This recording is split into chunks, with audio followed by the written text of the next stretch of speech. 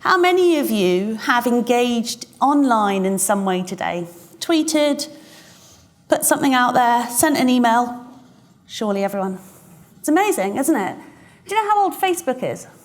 Anyone know? You all awake? 15 years old, 2.3 billion users. I read somewhere that there are 270 reviews posted on TripAdvisor every minute. Every minute. By the way, I never post on TripAdvisor, but I'm a lurker. Anyone else a lurker? I go on there and look at the stuff, but don't actually post anything. What's happening here is people are engaging online, and they've been doing it for a long time. There's this massive swell of engagement, of dialogue, of feedback, sometimes appropriately and sometimes inappropriately, as Al pointed out.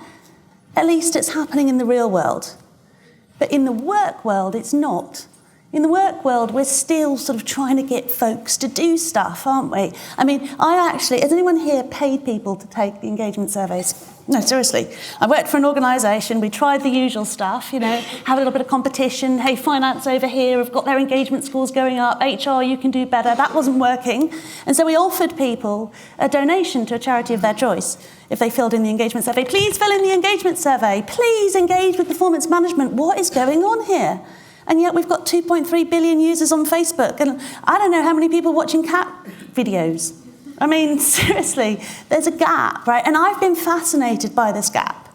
And what I wanted to do was think about how we could apply that in FIS. How could we create a work experience for people that drove the same kind of engagement, not necessarily get people watching cat videos, but get them to engage with what we were trying to do.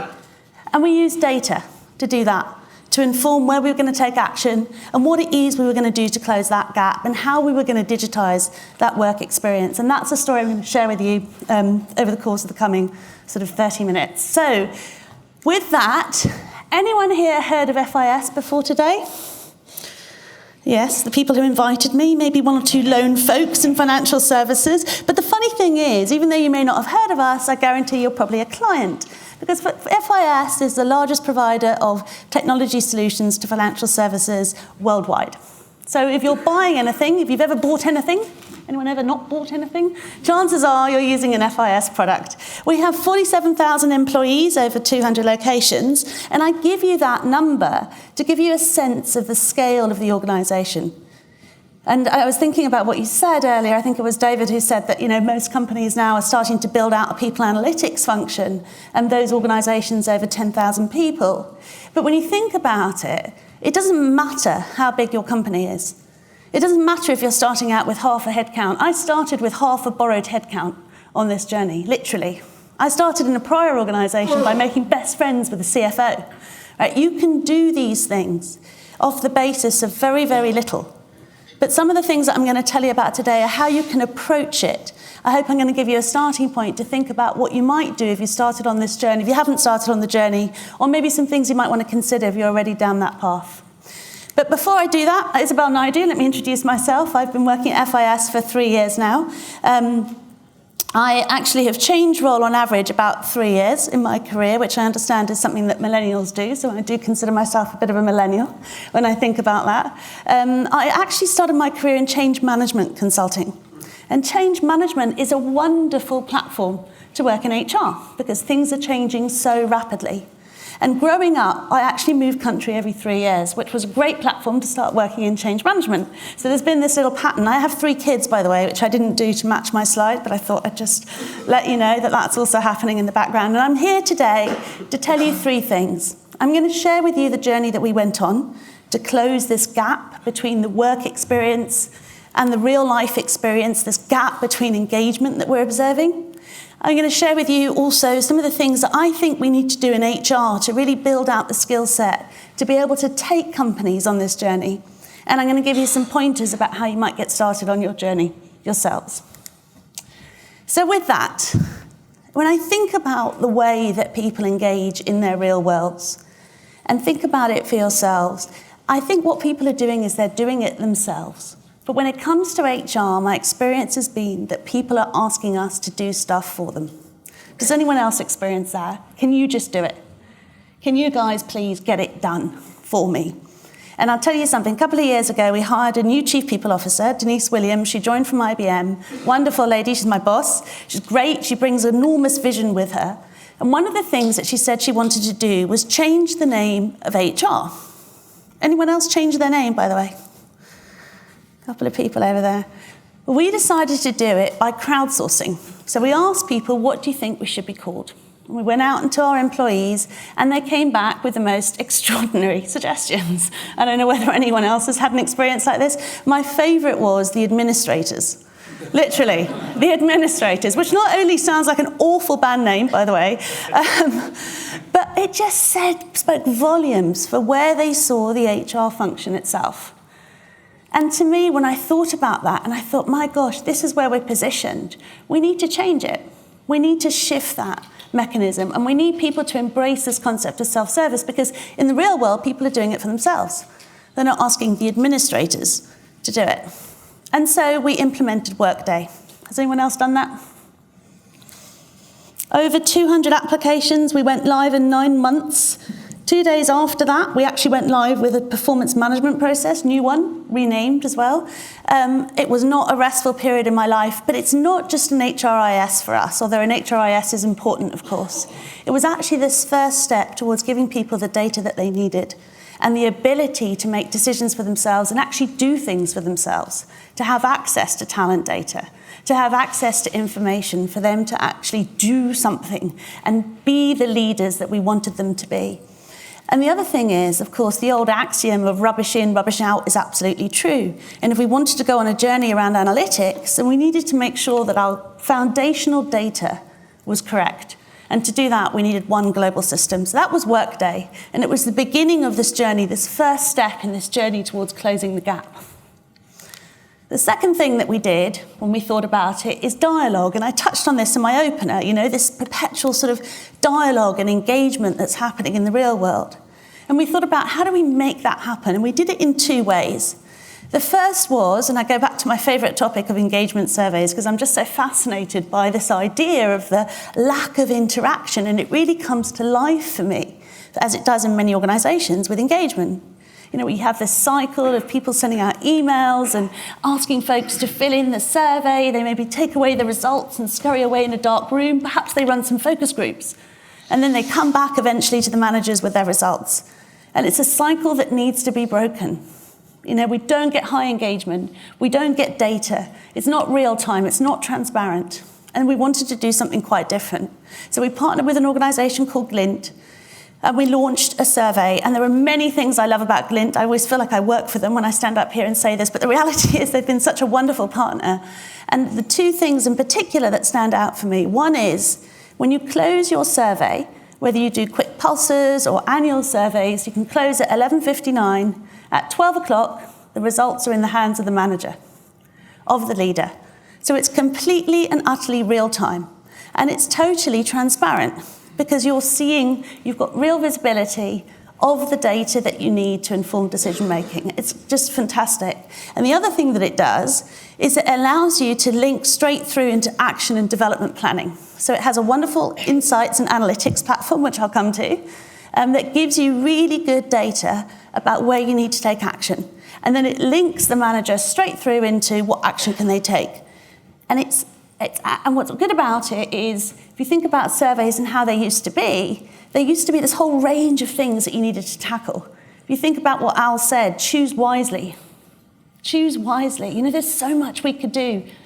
But how do we pick the things that we need to focus on? So what Glint allows you to do is it gives you the real drivers of engagement, and you can then use them to action plan. So we, for example, found out that culture was one of the biggest drivers of engagement, and culture now is one of our key tenets in our people strategy. It's really that simple. The other thing that it does, that we did with Glint, which was just wonderful, is that we correlated engagement and engagement scores and an increase in engagement scores to a financial metric. So we were able to actually track and say an increase in employee engagement and employee satisfaction correlates to a bottom line impact, which is pretty fundamental when you think about it, to have that kind of data where you can go into the business and talk about, how you're actually impacting the bottom line of the company results. So that was something that really, really drove us and got excited. The other thing we did around dialogue was we did look at performance management, as I mentioned, and we wanted to break this cycle of, static performance management, and we wanted to move to much more feedback. And the reason we wanted to do that is because we looked at the data and we found that people who worked on teams where their managers gave them more feedback were 35% more likely to stay with FIS. And that's a hell of a compelling stat. Think about that. 35% more likely to stay if you got feedback. Now, chances are, Al, that this was good feedback. It wasn't feedback that was coming in that was, poorly given, perhaps. But it was a very, very compelling reason for us to create a performance management process and a performance management approach that was really built around real-time dialogue and feedback. And that was the basis of the dialogue component. And the third thing that we wanted to do was, of course, move into analytics and data. Excuse me 1 second. So we used data in a way, and again, if you think about in the real world, what you have are people using data on an ongoing basis to inform decision-making. So they're looking at price comparison websites, they're drawing in reviews, they're making all sorts of correlations, and they're taking action based on the data that they have. And we wanted to be able to do that in FIS. And so what we did was we partnered with an organization called Visio, who have a state-of-the-art cloud-based analytics capability. And we use that to drive insights. So sorry, I've got a frog in my throat. Just bear with me 1 sec. Sorry about that. So we used Visio to drive insights across our organization. And one of the things that we did was we started to look at, what are some of the key metrics that we need to measure? We did the usual things like building in attrition, building in dashboards, making sure that all of our leaders had people metrics in their business unit scorecards. But we also took it a step further. We said, what if we could look to use data in real time to inform decision making? So one example of that is in FIS, we have a pay for performance philosophy. And so we used data in real time as managers were making merit recommendations to look to see where managers may or may not be following the guidelines that we'd given in advance of finalizing their recommendations, to actually then get our business partners to go in and have a chat with the managers and make sure that what was coming out were actually the results that we needed in line with our strategy. So again, using the tools and using the data to really pinpoint where we wanted to take action. In fact, the mission of our workforce analytics team is to inform decision-making through data. So everything that we do, we want to make sure is driven by a data insight. So when we kicked off a talent acquisition transformation program, for example, we used data in the first instance to look at our processes, look at our systems, and try and work out where were the gaps, where were the things that we needed to do different. Where were the processes being held up in terms of recs? Or where were we having more effective recruiting? Who were the interviewers who were being more successful in terms of the candidates that they were meeting? So everything we do is driven through insights and data, and it's been a fascinating journey. And in fact, what's great about Visio, another thing that's great about it is it's scalable.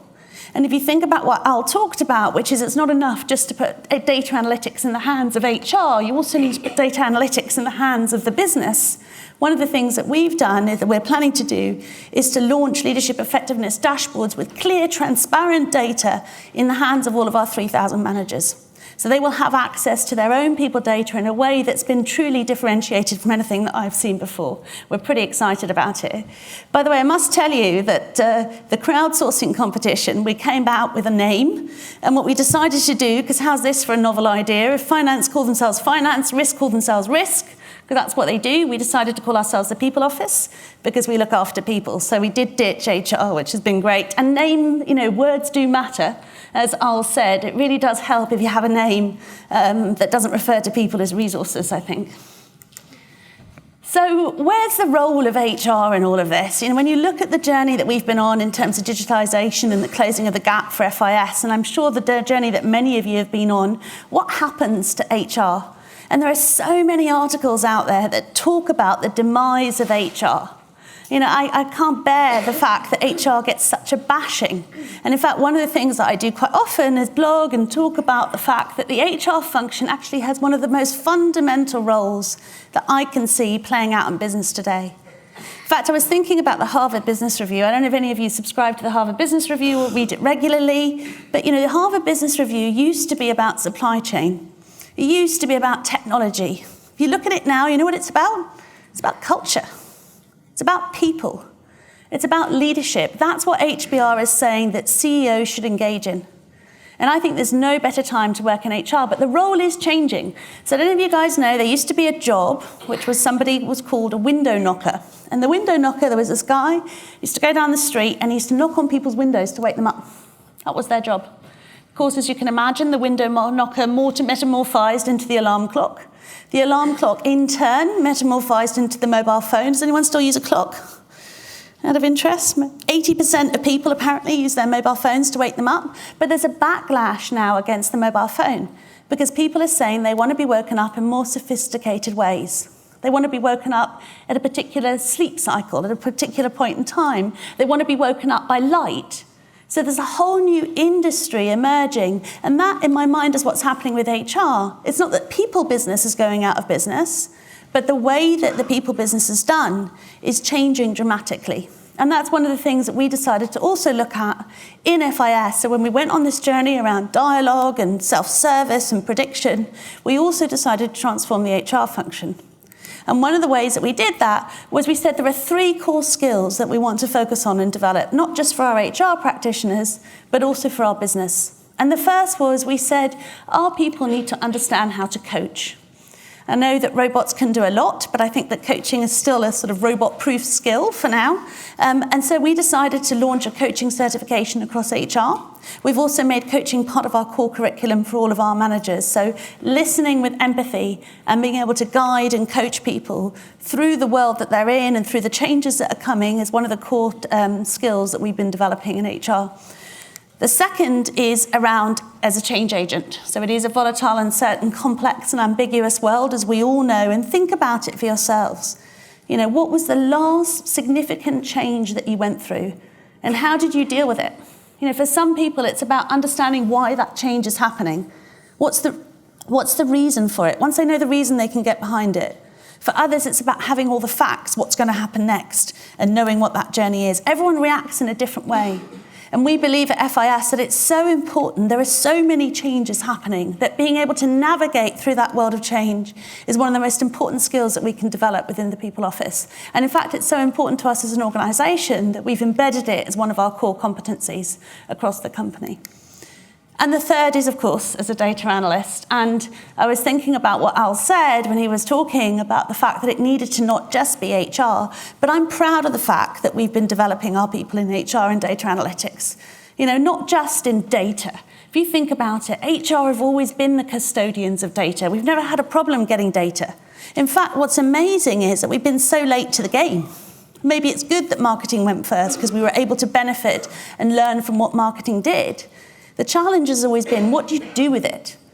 And what do you actually do with all this data? How do you generate insights? And my counsel would be always look for the business challenge that you're trying to solve for first. And then think about how data can help solve for that. Or use the data to identify the challenge. But don't just sit there with reams and reams of data, because that's what HR has done traditionally, and try and solve it all. Because it's just too much of it going on, and we have a responsibility, of course, to use it wisely as well. I want to think about that a little bit more.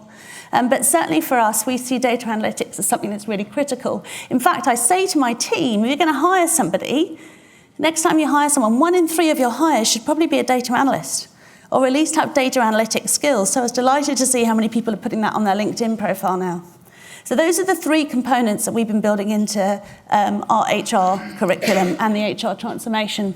So as you think about that, as you think about the journey that you're on, regardless of whatever place you're at, and I'd love to exchange some ideas about this and see where other people are on their journey. Again, one of the things that we've been doing, self-service, dialogue, prediction, and then building into the HR transformation agenda some curriculum around coaching, around change management, and around data analytics. And I read an article that said that it doesn't matter what organisation you're in, there's always something primary. There's either a client centricity, a shareholder centricity, or a people centricity. And I fundamentally disagree with that. I think we have a responsibility to be taking action and impacting in a positive way all three of those stakeholder groups. And I think you can use data to do that. I think as you decide what your strategy is going to be, as you inform where you're going to make decisions and take action, you can think about where and how you're going to demonstrate that impact through the analytics that you use. So I'm happy to take questions. I hope I've shared with you a couple of things to get you thinking, and thank you very much for listening. So Isabel, you said you started with half a person. Half a borrowed person. Borrowed person. Half a borrowed person. How big's the team now? So we've now got 6 people across the globe. But actually, it's not just about creating the silo. We've got 6 people, and we've got all of our HR teams as, Visio users, and we're building out this curriculum. And I don't think it is about creating an army of people if you've got all the other ingredients right. It really isn't. And that's why I'm always loath to talk about the size of the function, or for people to think that you're trying to build out this huge function. That's not what it's about. It's about how do you find those right kind of challenges that you're trying to address. And you can do it with very little. And again, if you haven't got anyone at all, finance. Finance should be your new BFF. Hello, thank you for that. I work at a law firm and I do the analytics reporting at the moment. That seems to be kind of centralised, offshored.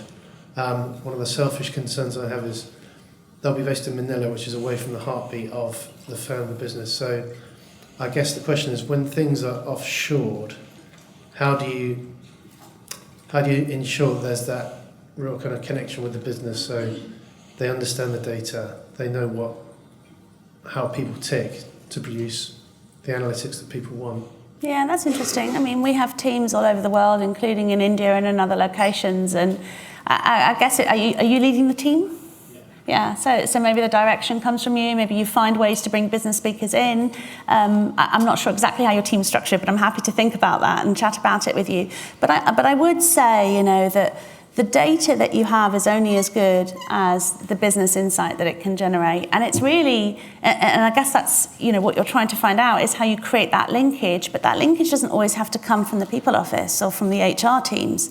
The linkage can come from the business itself, and we've had some tremendous business stakeholders and sponsors who've been really interested in seeing what we can do and helping us to sort of siphon in, working directly with the head of client experience to think about what's that link between the employee experience and Net Promoter Score, for example.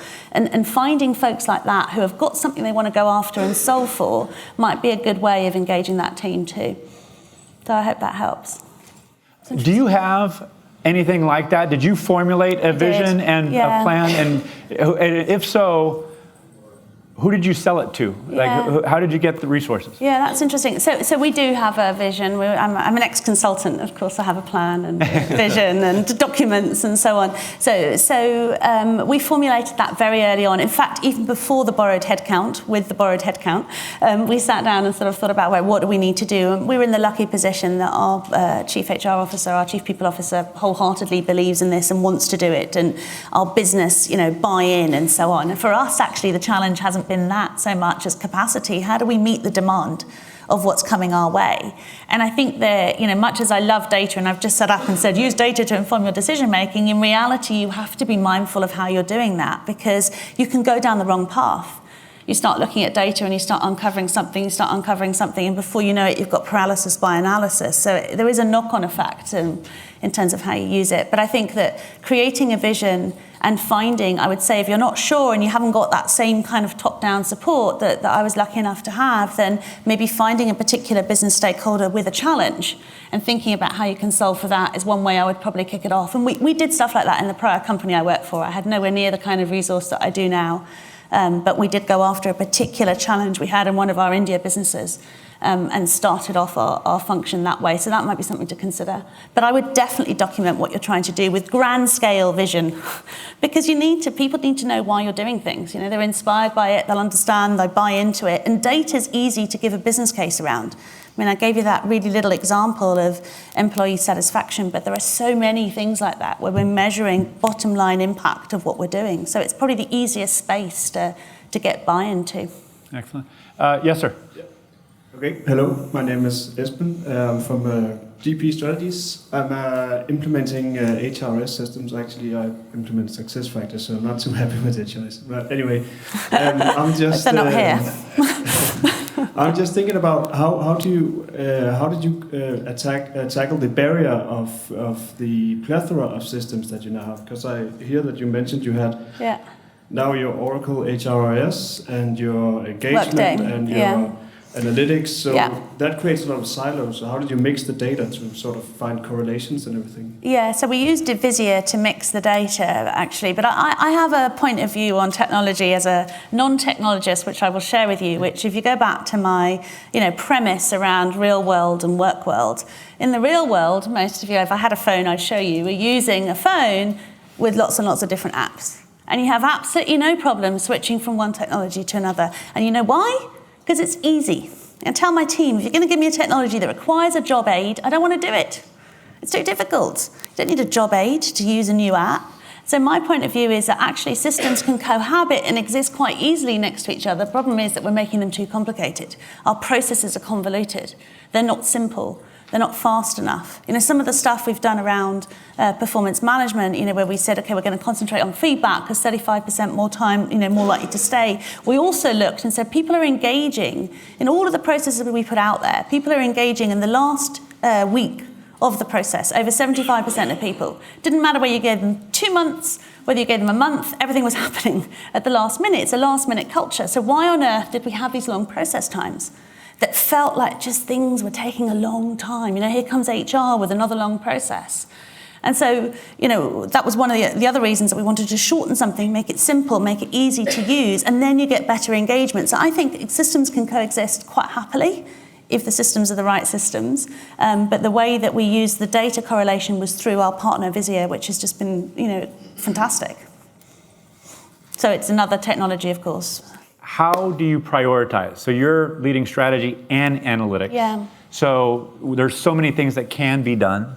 How do you decide, and do you do it independently or do you collaborate with others too? Yeah, total collaboration. By the way, I love the name of the function that I lead, People Strategy and Analytics. It's literally called that, and I think that is where it needs to come together. So we look after the strategic talent function for the company, so talent acquisition, talent management succession, People Strategy Analytics, of course, engagement, inclusion and diversity, all the fun side of HR. If you're a comp analyst and sitting in the audience and you disagree, I'm happy to talk about it. But I think it's all the sort of fun side of the strategic talent agenda. And of course we have to prioritize. I see it as my job to look after the entire business, not just to look after, employee experience or the stuff that I actually own from a run function.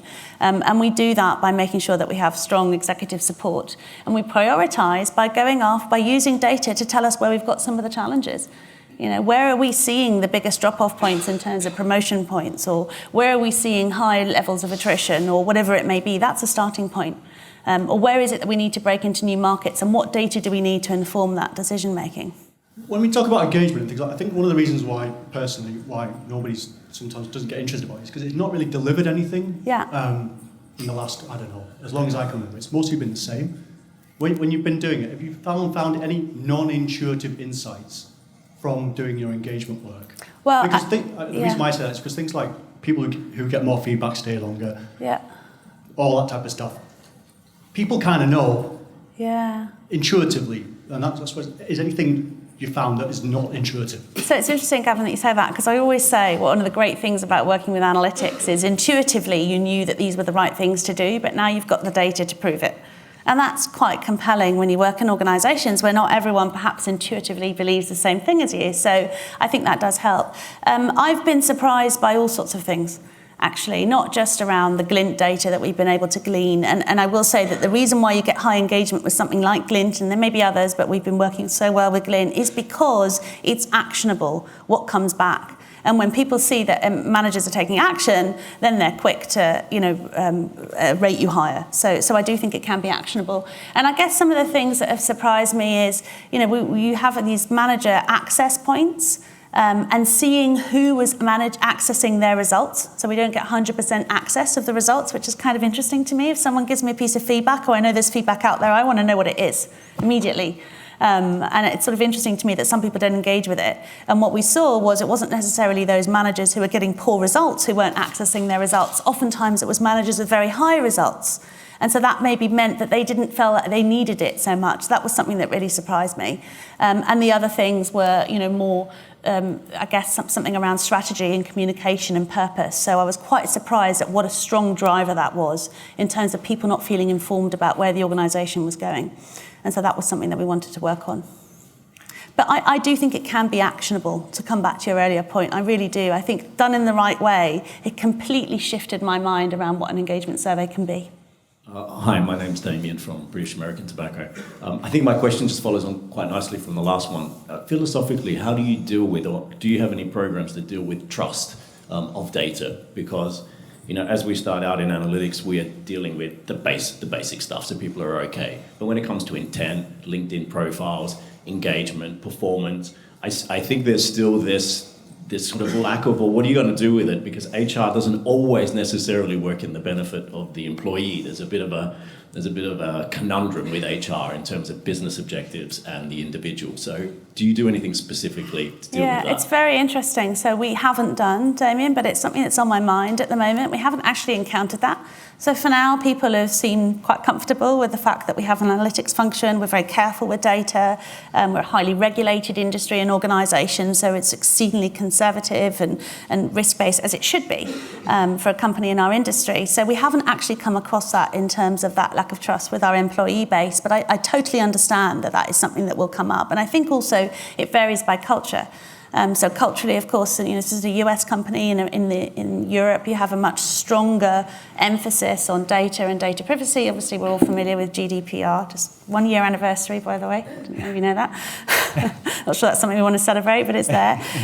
So it does vary by market, and we're very, very careful about how we tell people completely transparently about what we're doing with the data. And I think if you can build trust by being transparent, then that helps. So that's some of the things that we've tried, but it hasn't been an issue for us yet, but I can see how it's going to become. And that was one of the things that, you know, Al was saying that I've jotted down as we need to think about what's our position on this as it comes up and how do we proactively plan for it. Thank you for the question. Damien, I think you'll enjoy the panel at the end of the day on trust. So, Great. Well, thank you so much, David. Isabel, Appreciate thank you very it. much. Thank Great you. insights.